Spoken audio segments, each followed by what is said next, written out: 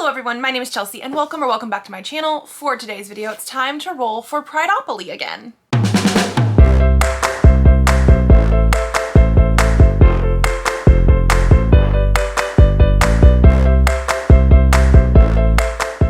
So this is going to be our third roll, but before we actually get to that point, we need to talk about the book that I read for roll number 2. On roll number 2, we landed on a space that was to read a book with a trial or contest.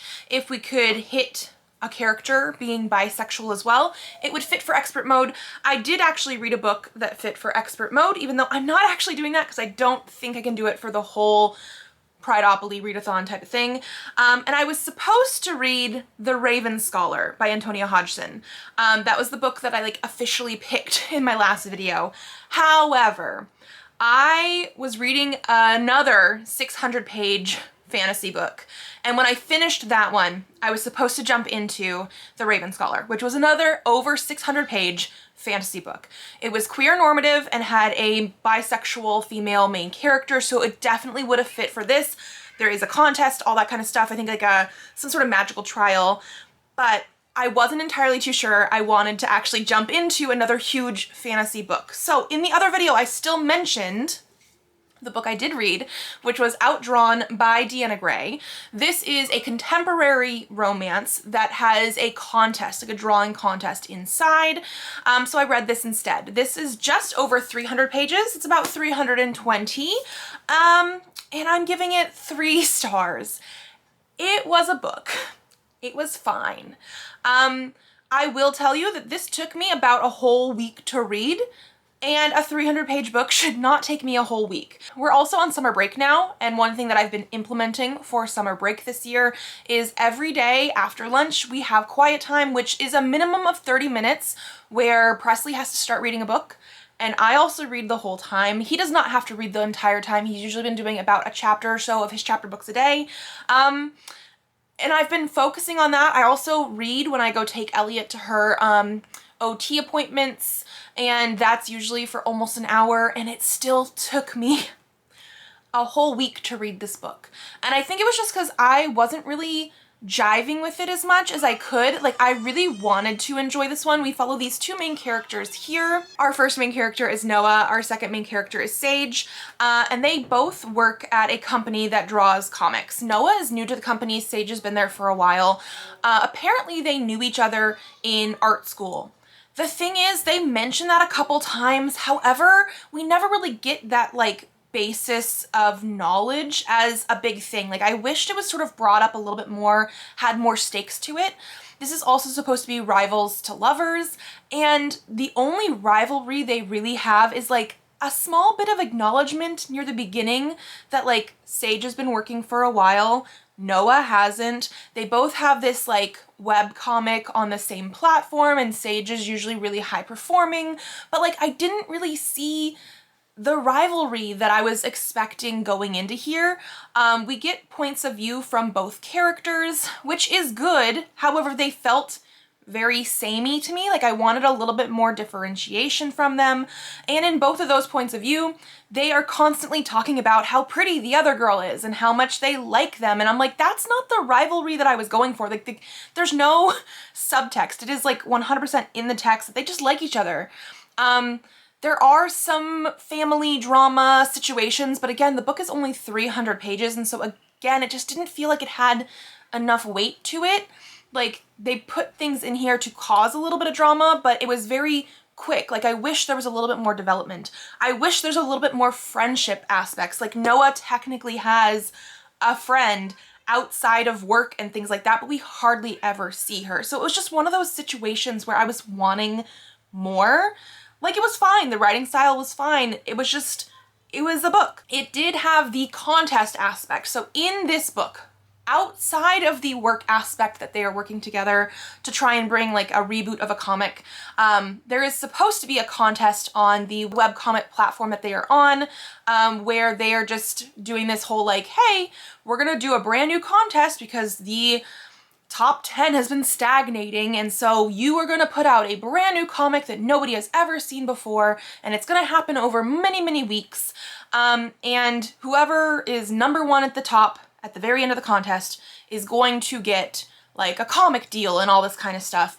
And that contest was not in here as much as I wanted. I think we maybe got like 4 notices about it total.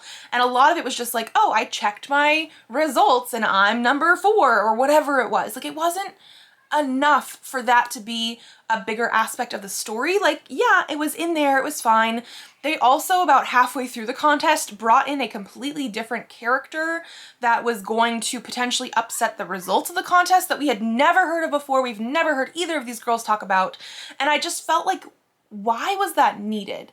Again, we never really got an explanation for it. It just felt like another thing for them to potentially overcome. And it just like, I needed more from it. So again, it was fine. It was a book. It took me forever to read. I'm glad that it's off my TBR now. I'm probably not going to keep it on my shelves. It is obviously sapphic romance. Noah is a lesbian, Sage is bi, so it did technically fit for the expert prompts as well. And it's Black romance, obviously. Like, I wanted to like it so much more than I did, but it just felt like it took forever. And now we're like near the end of the month and I'm only getting to roll 3. So yeah, okay, that was my update for this. Now we are going to be switching camera angles so that we can pull up our Prideopoly board and do our third roll. Okay, I'm gonna just move the dice out of the way for now. Here's our little ghosty that I've been using for my prompts. We're over here at the with a trial or contest. I definitely did that. Put in all of my updates for the Prideopoly website because they are doing a tracker there. And so I have absolutely no idea where we're gonna land. Because we're using 2 die, we can land anywhere from like this spot here, the share or something, to somewhere over here, I wanna say. So, 10, okay, 1, 2, 3, 4, 5, 6, 7, 8, 9, 10.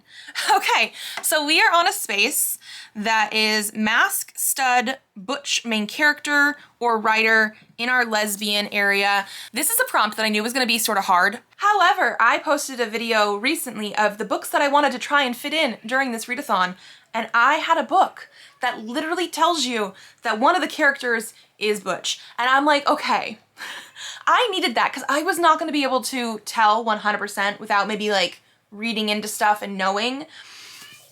We have Junker 7 by Olive J. Kelly. Apparently my Rainbow Crate books are pulling in clutch because this is the 3rd Rainbow Crate book in a row that I'm going to be reading.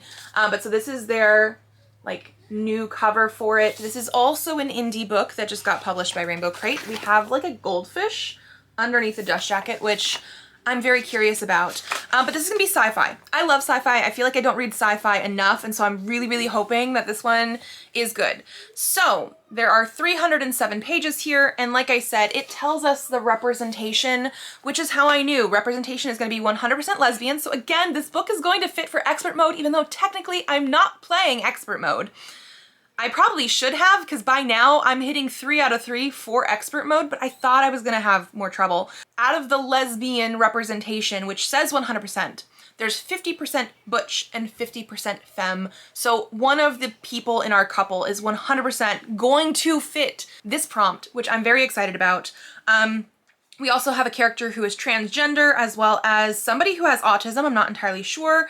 This is going to be sci-fi romance with a space chase, queer rage, grumpy sunshine, and forced proximity. Again, very excited to get into this. It's 307 pages, so one of the shorter ones that I think we're reading this time. Well, actually it says 307 on here, but my copy goes to like 309 or 310.